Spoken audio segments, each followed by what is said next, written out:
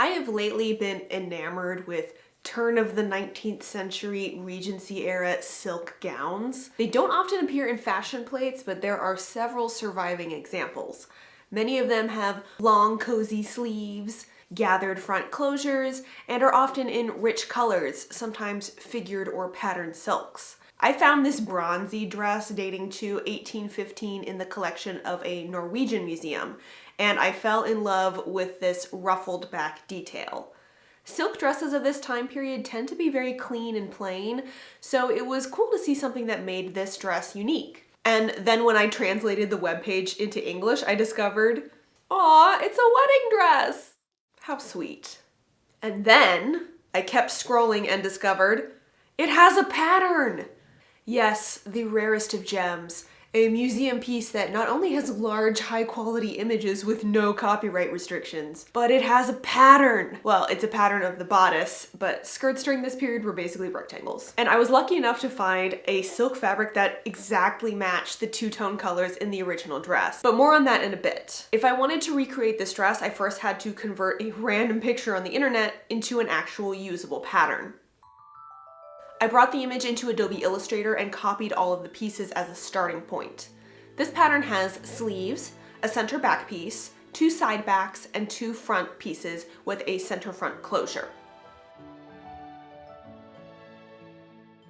So what I've already done is trace the original pattern and rearrange it, and I started to notice a few things that makes me think that this is not an exact replica of the dress. The center back piece isn't symmetrical. So when I traced it, I went ahead and made it symmetrical. Another thing that's interesting is the front bodice area. It looks like there's a lining underneath, which kind of makes sense. That's pretty common. So that does tell me that this part is about the center front, whereas this is actually probably extended further and just not included in this pattern. The other thing that I have a problem with is I don't know what the original size of the pattern was. This image says it's at 1/4 scale, but there's no scale marking. There's nothing I can use to match it up to inches or centimeters, so I just have to guess. And I'm just gonna scale it up roughly to my own body size. I measured my underbust and I took out all of the lines that should make up the underbust measurement and then doubled them. So now I have to scale the entire pattern pieces until this number matches probably like 32 inches. Should roughly give me my underbust measurement plus a little bit of wiggle room. I'm just going to assume that there's not seam allowances included.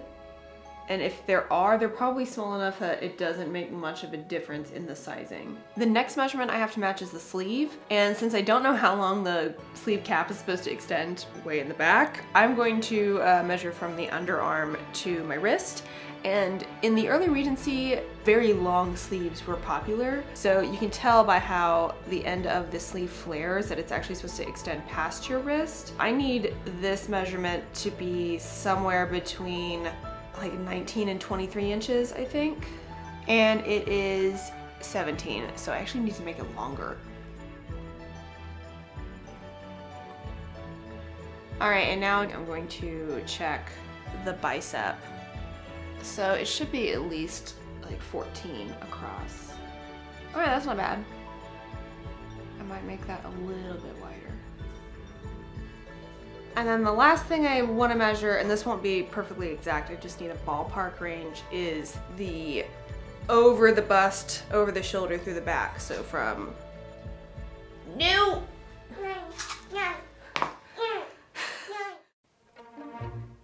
This was the hardest measurement to get right, and I kept trying to lengthen the bodice pieces to match, but I just wasn't getting there, and soon I would realize why.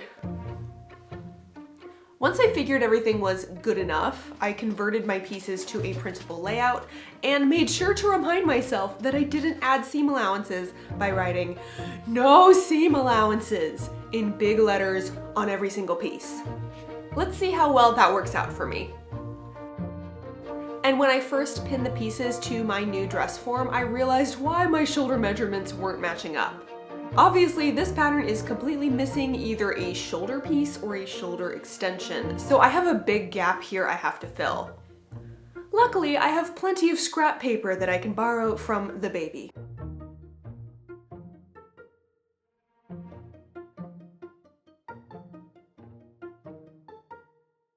Now I felt safe enough trying out the pieces in fabric.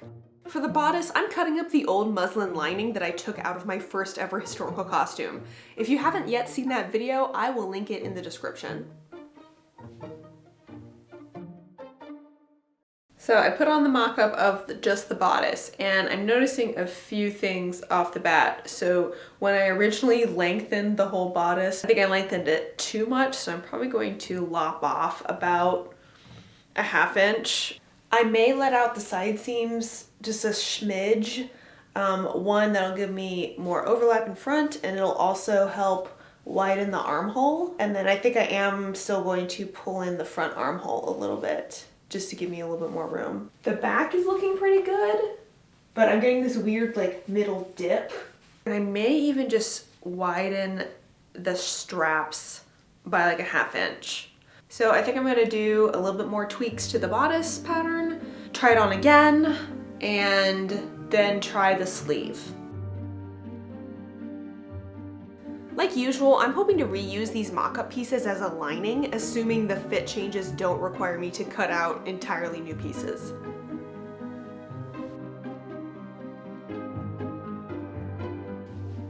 I pinned the first sleeve mock-up to the form, and while it did fit the armhole, it seemed really tight over the shoulder. So I took some measurements and widened the upper portion of the sleeve.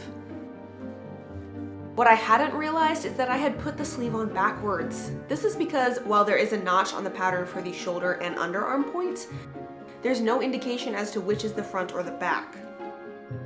This probably caused the main problem I faced when I tried on sleeve version 2.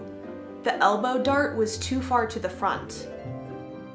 Not only that, but I forgot to add seam allowances to the sleeve. Even though I wrote in giant letters, no seam allowances. I forgot. So then I readjusted the sleeve again, and I was probably somehow blessed by the sewing gods, because in the end, even though I made all of these unnecessary changes to the sleeve, it worked out okay in the end. I was sadly cursed by the weather gods instead. Well, I am back after taking a unanticipated break on this project. We experienced a extreme weather event, damage to our house, and then I got sick. But I am finally back and working on this project, and I had forgotten where I left off. And then I remembered, oh yeah, the sleeves. So at this point I have done probably like 5 mock-ups of this sleeve, but now I have a new problem in that my iron is broken. It keeps randomly turning off as I'm using it, and then when I turn it back on, it turns off again. And I don't know what's wrong, and I've only had this thing for like 1.5 years, and I'm a little upset that it's not functioning. So I'm wondering, should I just go buy a new iron? I did in fact order a new iron, but while I waited for it to arrive, I figured I'd start cutting out my silk fabric now and just press all the pieces later. I was really lucky in finding this taffeta. If you look very closely at the back of the original gown, you can see the 2 colors of thread used to make this shot silk. It's a bright blue and orange, which together make this bronze color. I think these threads were probably exposed from the way the dress was stored, and maybe that spot just rubbed a bunch until the thread started wearing away. I managed to find this tiger's eye taffeta from puresilks.us, which is actually not in the US, it's in India, and their website can kind of look sketchy and disorganized, but they are legit. I'm just cutting the bodice for now, as I still need to measure for the skirt. I'm also cutting some bias strips to experiment with the frill on the back. I have a new iron. It is a gravity feed style. So you have to hang this tank way up high, and then it comes around. And then I have to mount everything on the wall because I have a toddler. So it's a bit of a learning curve for me. This is a little bit different than my old, just standard domestic iron.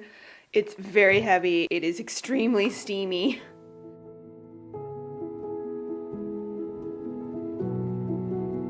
While I was pressing my sleeves, I noticed a problem.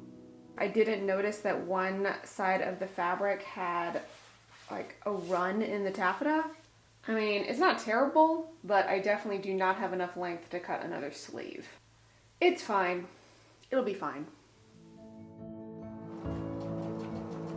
Before I could assemble the bodice, I needed to work out these back ruffles.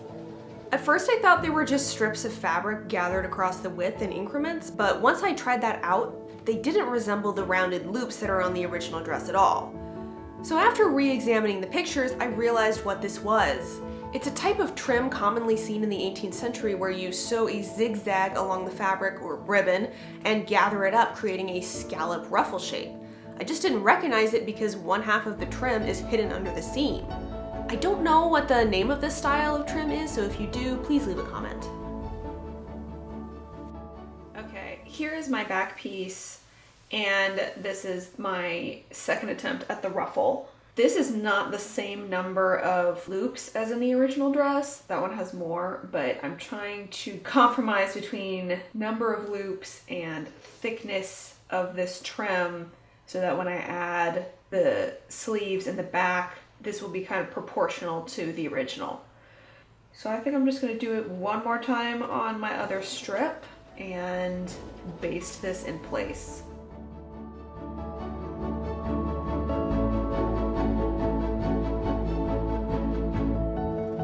Then I could sew the whole outer bodice together.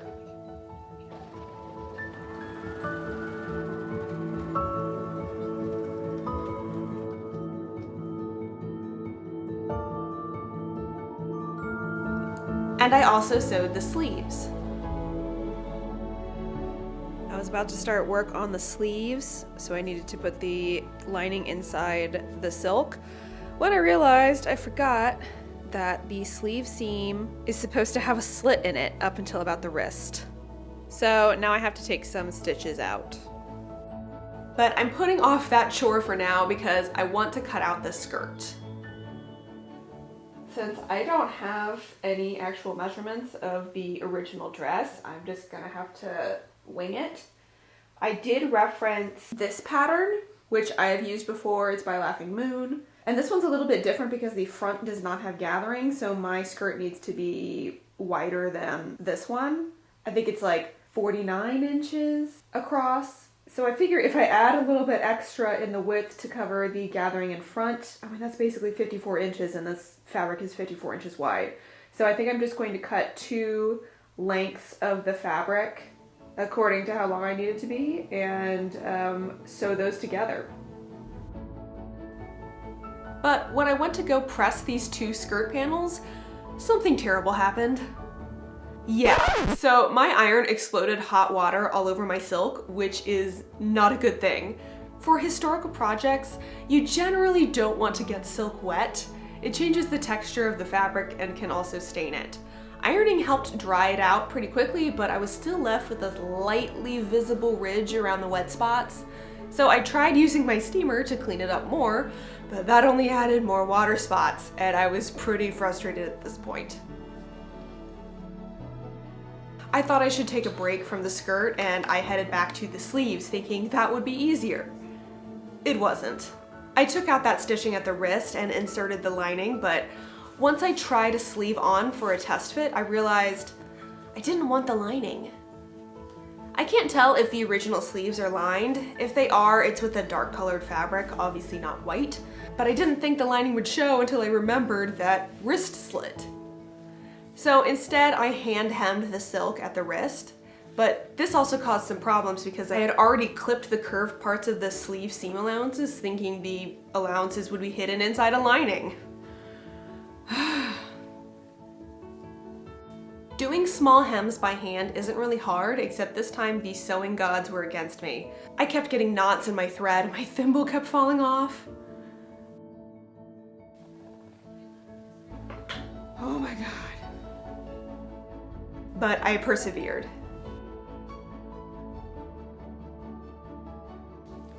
Okay, I have hemmed the wrist openings for the sleeves, and I think they actually look really nice. Now I have to figure out what to do with the raw edges on the inside of the sleeves, and on this one I just did a little test run of whipping the edges, and I don't love it. It just looks a little messy. I think what I'm going to do is zigzag the raw edge. Is it historically accurate? No. No, it is not. Will it prevent the edges from unraveling? Yes. And will it look nice and clean? Yes.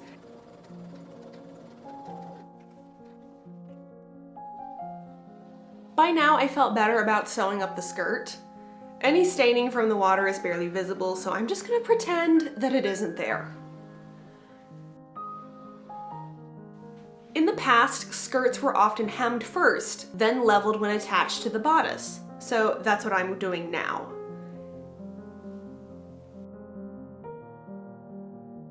You might think that because these dresses are so slim in this era that the hem circumference would be small, but they're still quite large. I've made the mistake in the past of making a Regency skirt too narrow.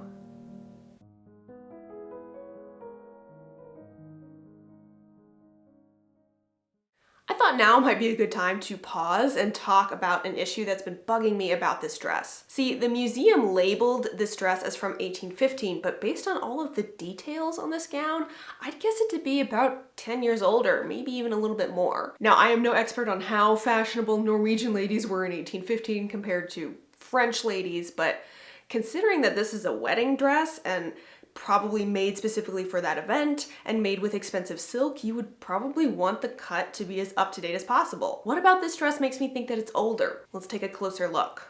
By the 18-teens, front closures had lost favor to back closures, and even before that in the 18-aughts, smooth front skirts started replacing gathered styled skirts. Very long sleeves were popular in the late 1890s into the early 1800s, and sleeves were fitted closer to the arm at the shoulder, while as the era moved on, puffier sleeves became fashionable. This narrow back combined with the deep-set sleeve caps was an early Regency phenomenon, and this slightly upward dip at the back waist peaked, literally, in the late 1790s. The one aspect that definitely puts this dress as post-1800 is the even floor-length hem. Trains were popular in the 90s, but the French pretty much abandoned them quickly into the new century, first in daywear and later in evening dresses. However, the English clung on to their trains for a few years into the 1800s. It's possible that this dress had a train at one time and it was rehemmed later, but I don't know. So what do you think? Is 1815 a correct date for this gown, or do you think it was made earlier or later? Let me know in the comments. Now comes the hard part, actually getting the skirt onto the bodice. I started by layering the bodice lining, which I had to cut out a new one. I put that over the stays and a shift and on my new dress form. I used the width of my front bodice to figure out where to split the skirt fabric between the front and the back. Most of the volume is going in the back. I've never actually done this leveling technique before successfully because my old dress form wouldn't stay upright, so this is new for me. I fiddled for a long time with matching these side pleats. I'm just guessing as to how much fabric is supposed to be contained in these pleats because, again, I have no actual measurements from the original dress. As for the center back, this is how much fabric I need to squeeze into a couple inches of space. I'm guessing the center back area is a combo of deep pleats on either side with very fine gathers in the center.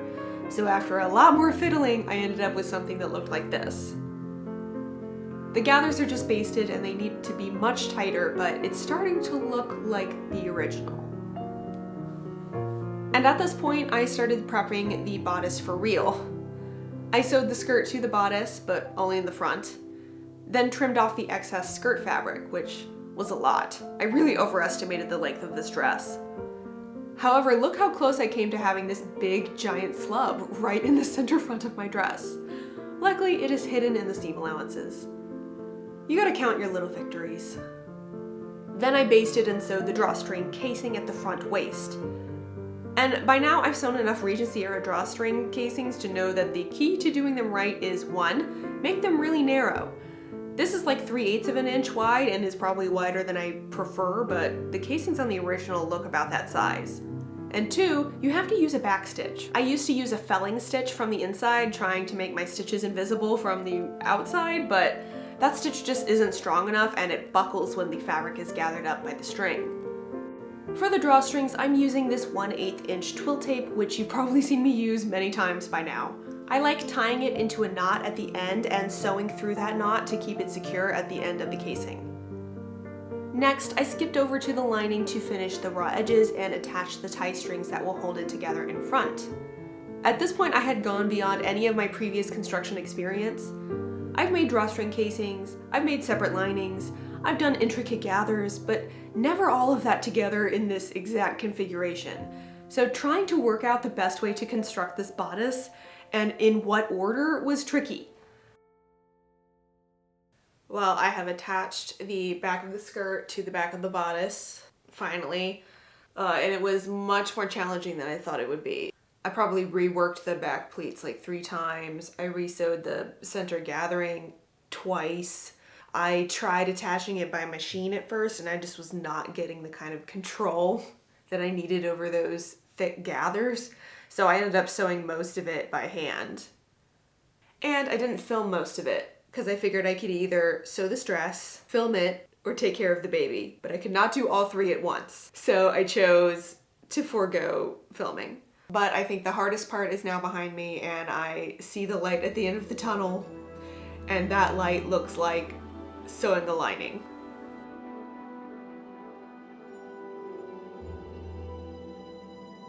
The tricky part about attaching the bodice lining is figuring out when the lining starts splitting off from the silk layer, because from there on, the lining edges have to be finished separately.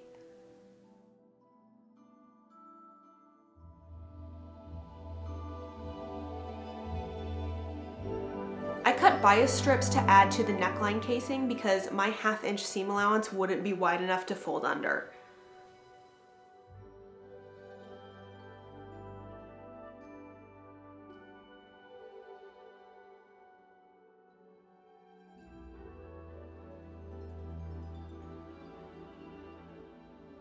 Now I can't be sure how the neckline on the original dress is finished, just from looking at the outside, but I can tell by these stitches up here that the drawstring reaches up past the shoulder point and toward the back of the bodice. So mine will be similar.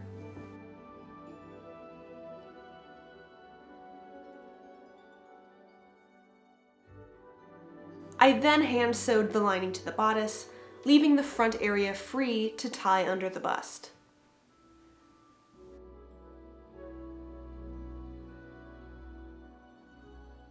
Lastly came attaching the sleeves, and these sleeves weren't too hard to insert. We sewists usually complain about the complexity of setting in a sleeve, but I think the key to remember is that the stitching lines have to match, not the raw edges. And on more modern sleeves, the sleeve cap, or the part that attaches to the armhole, is usually a little bit bigger than the armhole itself to allow for movement. But this style of sleeve cap is almost exactly the same length as the armhole. It just comes with extra width over the back shoulder to give you some wiggle room.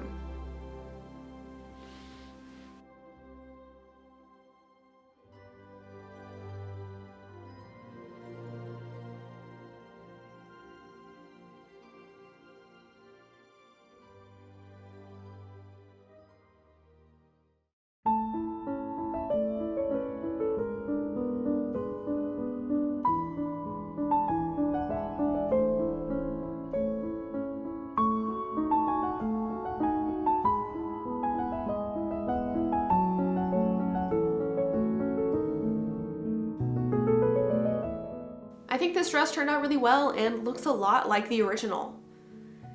Even with the bodice pattern, I still had to guess a lot for some things like the width of the front and the construction of the skirt. I'm wearing this over a shift, stays, and a cotton petticoat, and a little crescent roll bustle pillow is attached in the back. I love the color and swish of the silk. I love the super long sleeves and how the bustle gives the back some extra poof for that quintessential early Regency look. And of course, those back ruffles really make the dress. I spent about 2.5 months from start to finish to make this gown, and I'm glad I took the time to get the details and finishes just right.